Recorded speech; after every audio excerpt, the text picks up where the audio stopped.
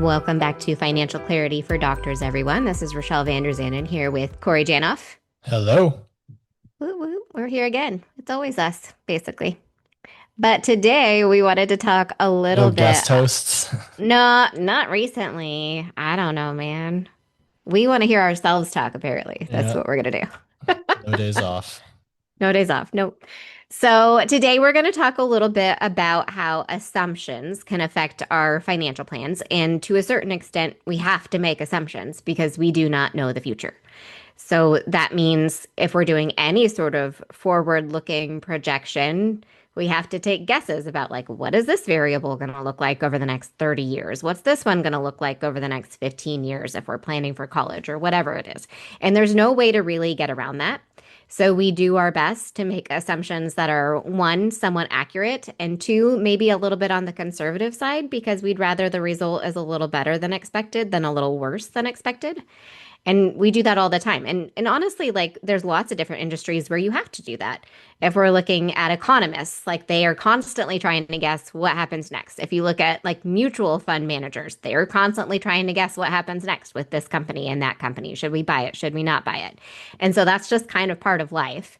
But today, what we're going to plan to do is walk through some of the variables and assumptions that go into long-term financial planning and talk about how, like, if you tweak them this way or that way, how does it affect the result? What does it look like if down the road this looks a little bit different than we expected it to look? What does it look like if we adjust it this way or that way? And go through a few of those things so that when you are doing projections like that, you can kind of give it some careful consideration when you decide what sorts of inputs you want to put in there. Yeah, I believe it was the great philosopher Yogi Berra. He said it's difficult to make predictions, especially about the future. So, Mm-hmm. so many variables. I think Carl Richards has a good, I don't know if not analogy, but good um, description of financial planning. It's not about being perfect today, it's about being less wrong tomorrow. Just because the one thing we know once a financial plan is created is that it's wrong. There are just too many variables for it to go perfectly. It'd be like guessing the winning lottery ticket every lottery in a row. Like you just can't do it. You can't, it's hard to do one, let alone all of them. And the lottery is probably a bad analogy because we can make good guesses that get us going in the general direction, but like we don't know how long you're going to live. We don't know what healthcare costs are going to look like. We don't know what taxes are going to look like. Inflation. I don't know what your electricity bill is going to be in 2057. Or if your adult children are still going to need your support. Are you going to stay married? Like, are you going to get married if you're single? Like, who knows? There's just so many variables at play and things can change. Like I've had two clients within the last couple of weeks email me about cancer diagnoses. Ugh. And you just never know what life's going to throw at you, like Rochelle said, what the economy is going to be like, inflation, interest rates, investment earnings. I mean, we could go through an extended bull market where your investments do phenomenal. We could also go through an extended bear market where they basically go nowhere for a decade plus.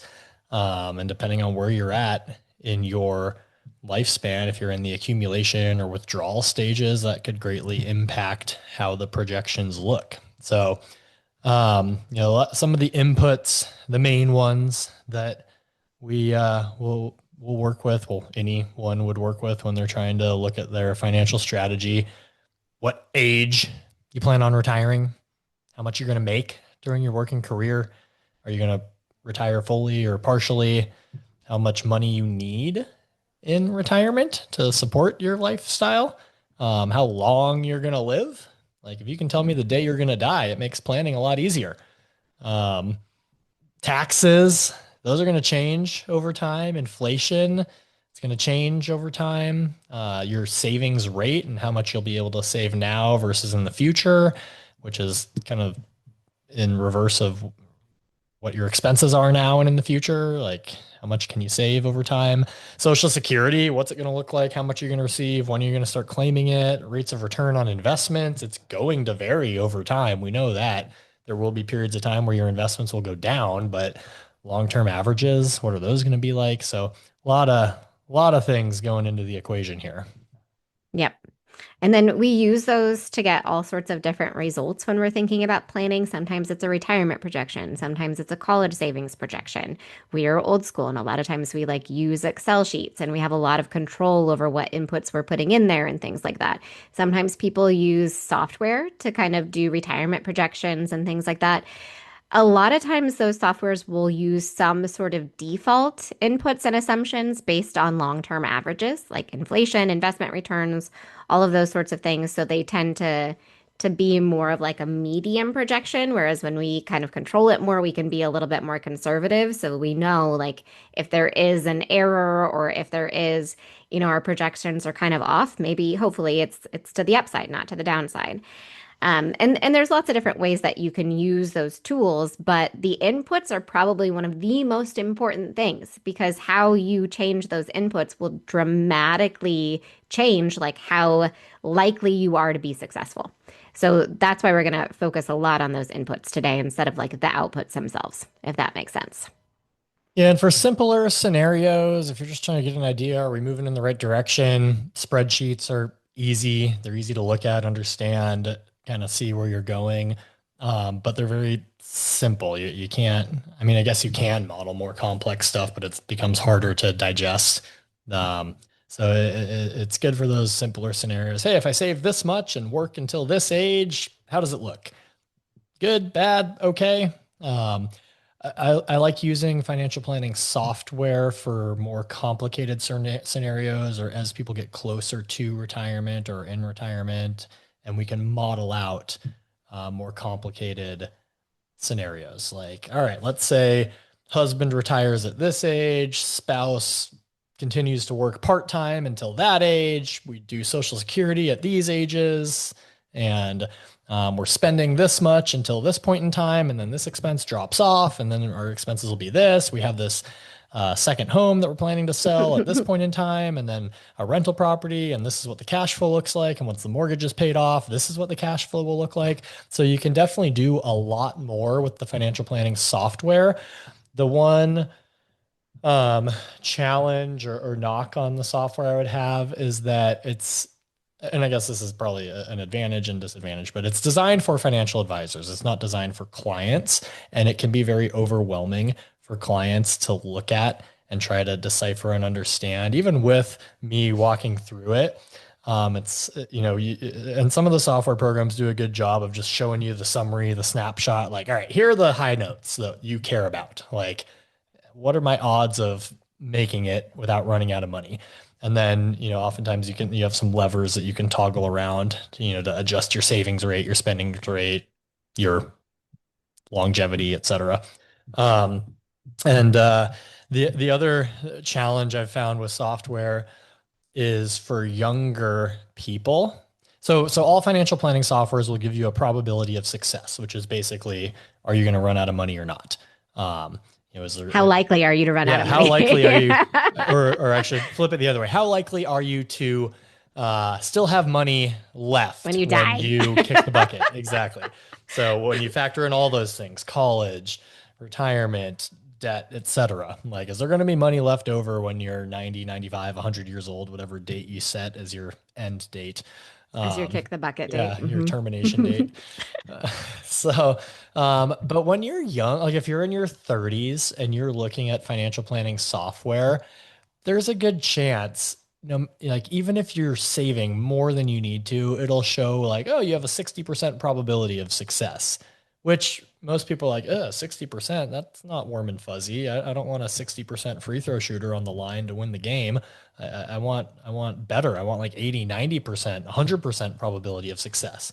The only way to get, if you're younger, to get that probability of success in like the 80s is to just be saving an obnoxiously large amount of money, and to where it's like in reality you're probably going to have way more left over at the end of the day, and a ton of it's going to go to inheritance or charity.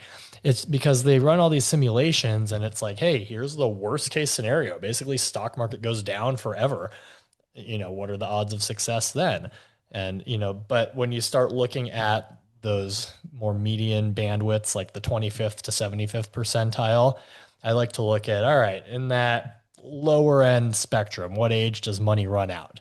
And if on the lower end it runs out at like 86, all right, if we're planning to live till 95, that's still like a third of the scenarios or more that are going to say fail. But in reality, there's a pretty good chance you're going to have money left over at the end of the day. So again, the goal is to be less wrong tomorrow. As you get older, that range should narrow and the probability of success should rise. So that's why I don't really like using software with younger people because it's like misleadingly discouraging. Whereas when you get older, even in like your 50s or 60s, if it says like 75% or 85% probability, there is a good chance money's left over. But yeah, in Hmm. like the Armageddon scenario, there might not be. So, In the Armageddon scenario, no one has any money. It's like just is what it is. right. Yeah, absolutely. Yep. Okay. So I think the one other thing with like software and any of these things is like, bad data in, bad data out. So if you're not entering in your information correctly, you're not going to get good information out of it. So just be very careful about that part of it.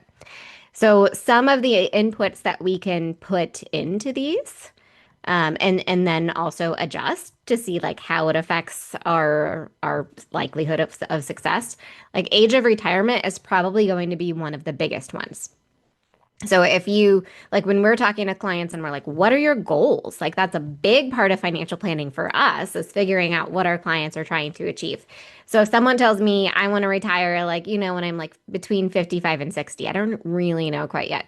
So it's like, okay, let's start with that reach scenario. Like what does it look like if you retire at age 55? Are we on track? And then you can go back in and adjust it and be like, okay, like if you did retire and at 60 and you worked a little bit longer, how does that affect this? That is probably one of like the biggest levers that you have to pull because if you retire at age 55, you need to save a lot more. Like a lot more. Because there are lots of different things that affects in your retirement plan. It affects how long your money that you have invested has to grow. It affects how much you're able to save. And then it also affects like obviously how long that money lasts. But, working 5 more years may give you 10 more years of like expectancy of how long that money lasts. So it can have a really, really big impact on all of those things. And we like to kind of lean on the conservative side and say, like, hey, if you really want to do 55 to 60, if you tell me you're totally fine if you have to work until 58, like let's start with 58. But you'd really, really like to avoid working until age 65, like we're not going to use something like age 65 in that scenario. So again, it's just like those are going to have very, very large impacts on how much it tells you you need to save, just that retirement end date, and be realistic with yourself. Like, what's okay for me? Like, am I okay working until this date? Do I really not want to do that? And be honest with yourself. I think that's probably one of the most important things. If you can ease into retirement to Hmm. where you're maybe not making as much, working as much, saving anything, but you're not drawing from your retirement accounts, that's huge. And that could make that age 55 kind of semi-retired Doable. realistic. Yeah. And it's Yeah, like, yeah. hey, we're not retiring completely at 55, but if we can scale down, maybe not save anything more, but we're not pulling from our retirement accounts until 60, 62, 65. Like every year that you don't draw from your retirement accounts, that's one less year you need to account for because, assuming all else being equal, you die at the same age, one less year of retirement spending. And also it allows your accounts to hopefully continue to grow. So it's kind of a double whammy. Like every year that you continue working is like 2 extra years on the back end or more money for you to spend when you actually do finally need to start drawing from your retirement accounts. So it can really make a Yeah. big difference in those final years if you're able to leave that retirement money alone and just work part-time to cover your expenses Hmm. and it can make retirement a lot more um, confident for Hmm. people. Yeah. I think the how much money are you going to need question is a really, really important one as well. And we usually try to think about this in today's dollars. Like if I gave you $10,000 a month right now and you were retired, do you think that would be enough money? It's important to give this a little bit more thought than you think because I think sometimes people cut corners and they're like, well, I'm not going to have like a home payment, like it's going to be paid off. And it's like, sure, maybe your house will be paid off, but you still have to have, you still have to pay for property taxes probably. You still have to pay for homeowners insurance if you're still in a home. Like there's still costs associated with home ownership, maintenance, all of that kind of stuff. And maybe like your kids are out of the house, but maybe you're gifting them money once in a while. So I think it's important to be honest with yourself about how much money you think that you're going to spend and do a little bit of work to get to that number because sometimes we assume that we spend less money than we do. I think we all assume we spend less money than we do unless we're actually paying attention to how much money we're spending. It can be very surprising if that's something you don't look at very frequently. And I think that's especially true for high income earners because as high income earners, you don't have to worry that much about how much you're spending.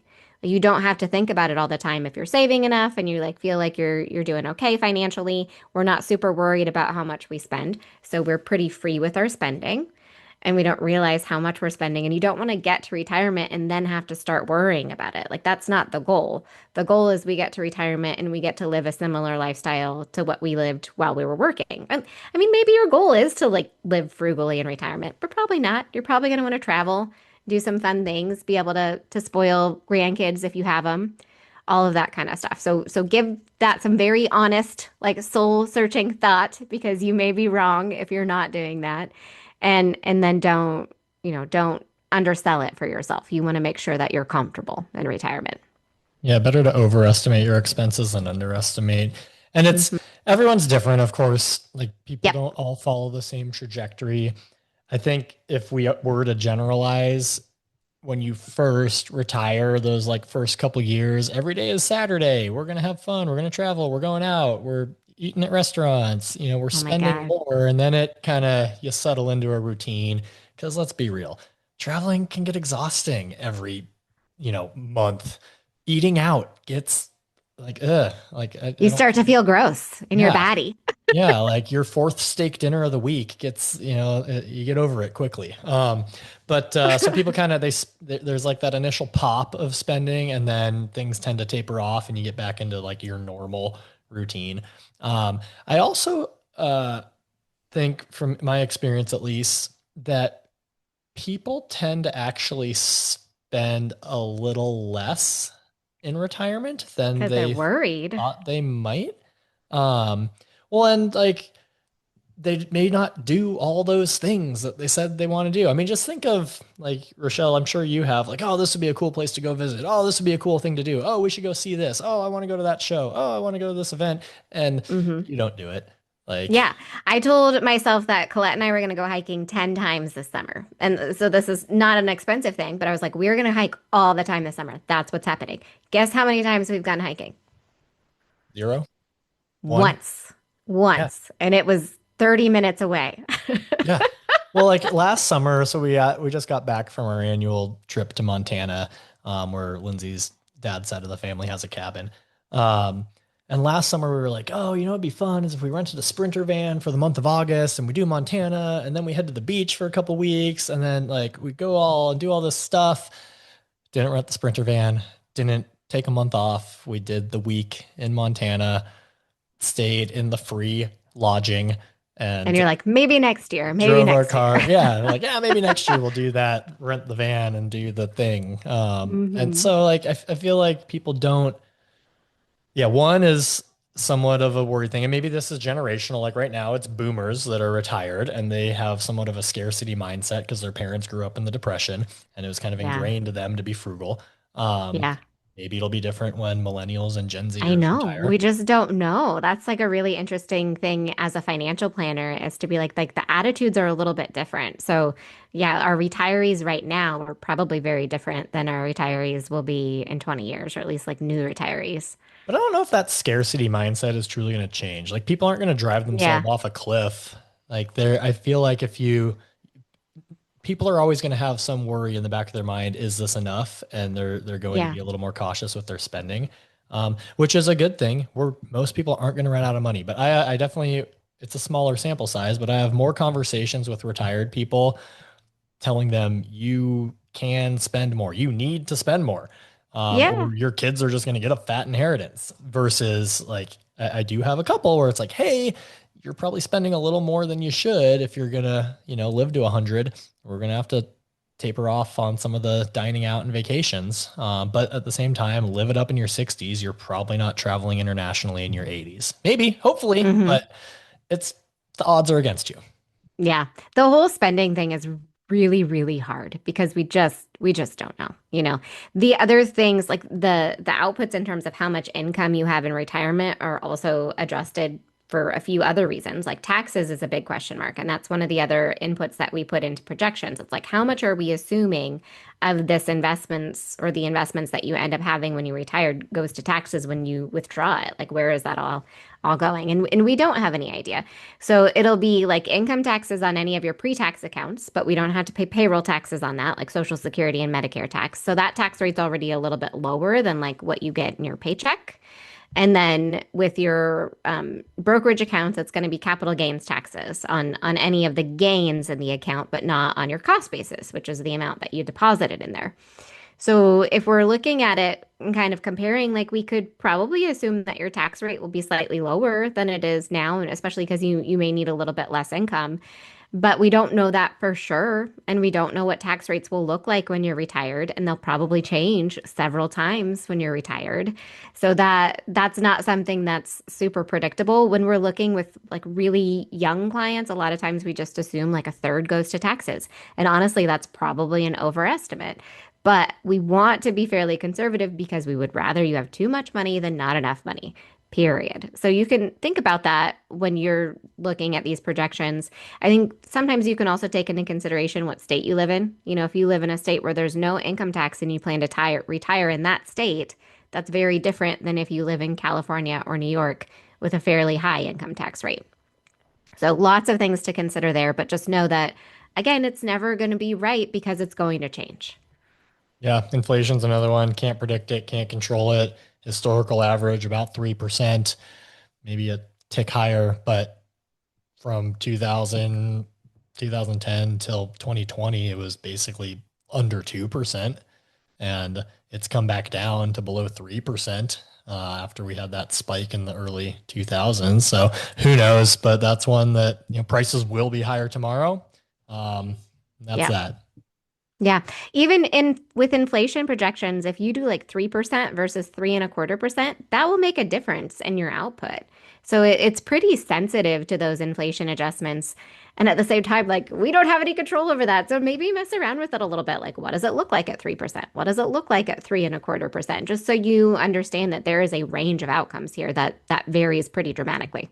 Yeah, with all these, I like to show clients like here's a more optimistic scenario, here's a more Yep. conservative scenario. How do they look? If the conservative scenario looks good, you're probably in good shape. Yeah, If we're absolutely. not quite getting there with the optimistic scenario, it's hey, you're either gonna need to save more, work longer, both, or die sooner. Not that I want to. Preferably not that Yeah. one. That being said, like for some people, that works. They die in their 70s or 80s, and Hopefully not because they plan to. no, not because they I mean, well, planned, I mean, but some people have chronic health conditions that yeah, makes their life expectancy shorter if yeah, that's, yeah. yeah. Oh man, Um, morbid.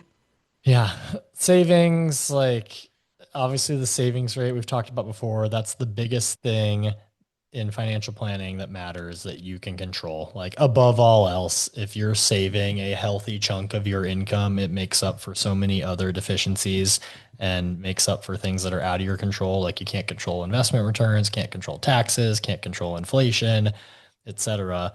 But if you're saving a large amount, you're going to be in good shape. Like Hmm. you could have crummy investments, um, like expensive mutual funds, you'll still be fine because you're saving a healthy percentage of your income. So, Yep. um, start early, start often, save, save, save, and it gives you a lot of flexibility and options down the road. Yep. When we're doing projections, we usually focus on like what are you saving? Some projections and some softwares and things like that will encourage you to include employer matching dollars. Which, I mean, it makes sense. That's part of what's going into your retirement accounts right now, but we don't necessarily want to project those contributions forward for the next 20, 30, whatever years that you're planning to continue working. So usually we don't include those because we don't want to rely on them. We don't want to rely on something that's so far outside of your control. But like every time your employer puts money in there, it's going to make it look better. You've got more money invested now than we expected you to have. So that's how that will kind of work out longer term. There's other components too. Like if you're a partner in a private practice or in a surgery center or something, there might be a chunk of change coming back to you when you retire or when you get bought out. So, Hmm. there's that component too that you may or may not factor in. Depends on how confident you are in receiving that purchase or even the sale of a practice. You sell it to a hospital, private equity group, whatever. Hmm. Um, let's see. Yeah, Social Security, another one that we generally kind of ignore for younger clients just because who knows, it's not going to make up a large percentage of your nest egg. That being said, I have a lot of retirees that Social Security covers the bulk of their living expenses. Like if you're maxing out your Social Security every year, which pretty much all of you listening will be doing, like I think as long as you make more than 170,000 a year, you will Yeah, get I think it's like Social 176 Security. this year or something Yeah. like that.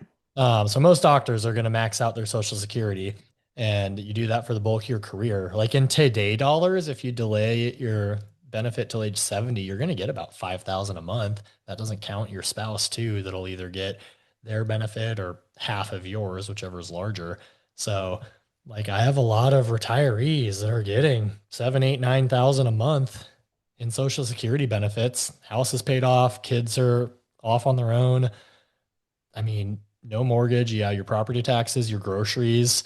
I mean, how much do you need um, to just cover Hmm. your basic living expenses? So if you have the metabolism of a 70 something year old, you're not eating a ton.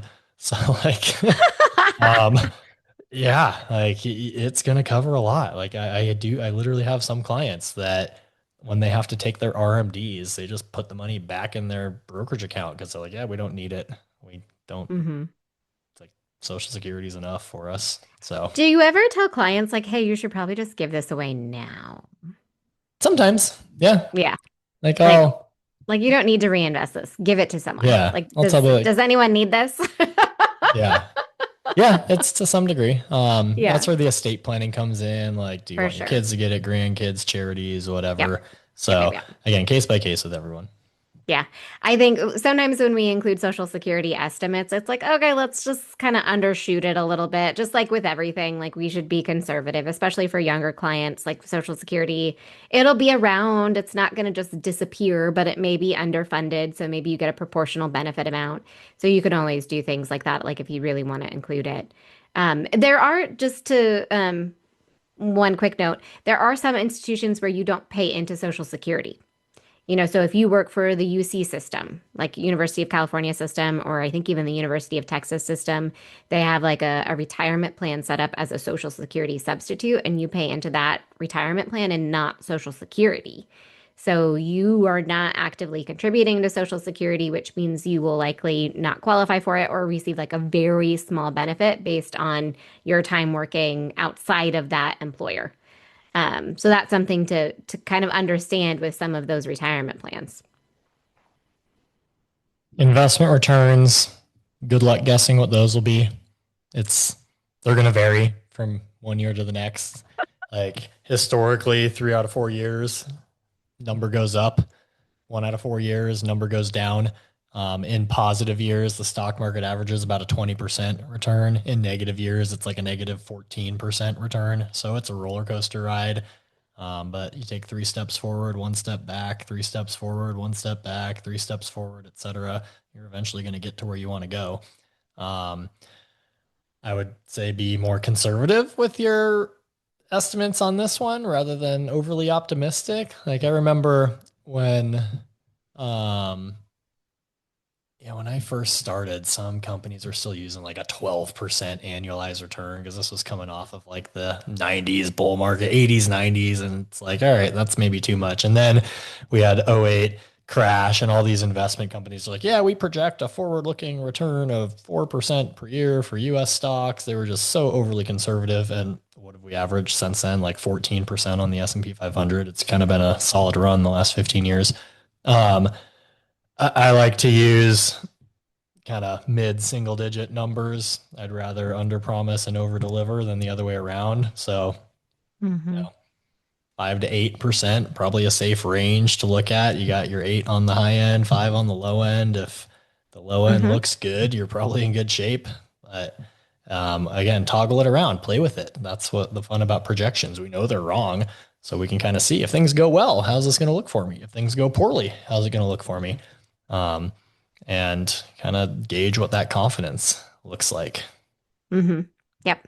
And all of these different inputs and assumptions can be used for other kinds of projections too. Investment returns, obviously that'll affect your 529 account if you have a college savings account for your kiddo.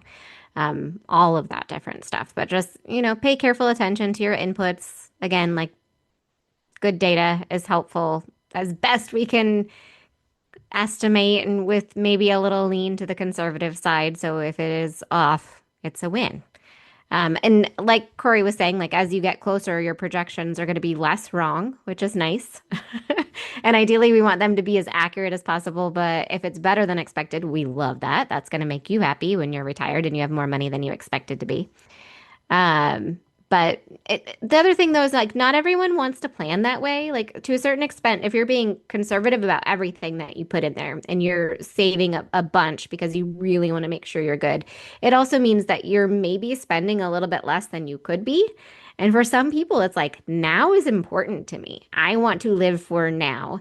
And if you're that person and you're okay kind of like working a little bit longer if you need to, if things don't pan out exactly like you expect, that's okay to make that choice for yourself. I think it's important to kind of understand exactly what your goals are, how flexible you are with long term goals versus short term goals. And you're not just living for tomorrow, you're also living for today. And that's okay too.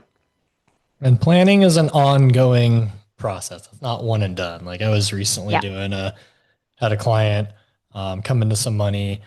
They're in their 30s. We were looking at projections. Like, all right, what if I work another, decade or so and then maybe go part-time or blah, blah, blah. So it was like, hey, if you retire at 49 or whatever number we threw out there, and plug in all these assumptions, it showed basically they had like a 55% probability of success. Not super confident in that, but the median uh, nest egg at age 95 was going to be like $14 million. So it's like, all right, in half Such a of big the room for error. Yeah. simulations, you have more than 14 million going to your kids. In the other half, you have less than 14 million. And in 40 something percent of them, there was no money left at age 95, which is longer than life expectancy. But then when we said, well, what if you work a few years longer?